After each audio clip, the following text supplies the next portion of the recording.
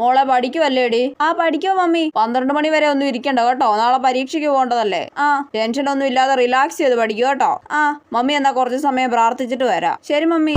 ദൈവമേ, എന്റെ കൊച്ചു നാളെ +2 പരീക്ഷ എഴുതാൻ പോവാണേ. അവൾക്ക് ഇഷ്ടമല്ലാത്ത വിഷയമായ സയൻസ് അവളെ കൊണ്ട് ഞങ്ങൾ നിർബന്ധിച്ചെടുപ്പിച്ചതാണേ. കോഴ്സ് എടുത്ത് കഴിഞ്ഞപ്പോഴാണ് ഞങ്ങൾ അറിഞ്ഞത് ഇവളൊരു മണ്ടിക്കൊച്ചാണെന്ന്. അതുകൊണ്ട് ഇപ്പൊ എന്റെ കൊച്ചു പരീക്ഷയുടെ തലേന്ന് പഠിക്കാൻ പാടുപെടുവാണേ. അവൾക്ക് നല്ലോണം പഠിക്കാനും അവൾ പഠിക്കുന്നതൊക്കെ പരീക്ഷയ്ക്ക് എഴുതാനും സാധിക്കണമേ. അവളൊരു മണ്ടിക്കൊച്ചായതുകൊണ്ട് പഠിച്ചൊന്നും പരീക്ഷയ്ക്ക് എഴുതാൻ ഒരു സാധ്യതയുമില്ല. ക്വസ്റ്റ്യൻ വായിച്ചാൽ പോലും മനസ്സിലാവാത്ത ഒരു കൊച്ചാണ് അവള്. അതുകൊണ്ട് അവളെ പരീക്ഷയ്ക്ക് സഹായിക്കാൻ കൂടെ നല്ല പഠിക്കുന്ന ഏതെങ്കിലും കൊച്ചുങ്ങളെ ഇരുത്തണേ. ഇനി അഥവാ അങ്ങനെ ആരും ഇല്ലെങ്കിൽ അവൾക്ക് ആൻസർ ഒക്കെ പറഞ്ഞു കൊടുത്ത് സഹായിക്കാൻ പറ്റിയ ടീച്ചർ ആയിരിക്കണേ അവളുടെ പരീക്ഷാ ഹാളിൽ ഉണ്ടാവേണ്ടത്. അതും പറ്റത്തില്ലെങ്കിൽ സിലബസിന് പുറത്തുനിന്നുള്ള ചോദ്യങ്ങൾ വന്ന് അവളെ ജയിപ്പിക്കണേ. അവൾക്ക് +1 തീരെ മാർക്കില്ലായിരുന്നു. ഇംപ്രൂവ്മെന്റ് എക്സാം എഴുതിയിട്ടും ആ മണ്ടിക്ക് തീരെ മാർക്കില്ലായിരുന്നു. അതുകൊണ്ട് അവളെ +2 തോൽപ്പിക്കാതെ എങ്ങനെയെങ്കിലും ജയിപ്പിച്ച് വിടണേ.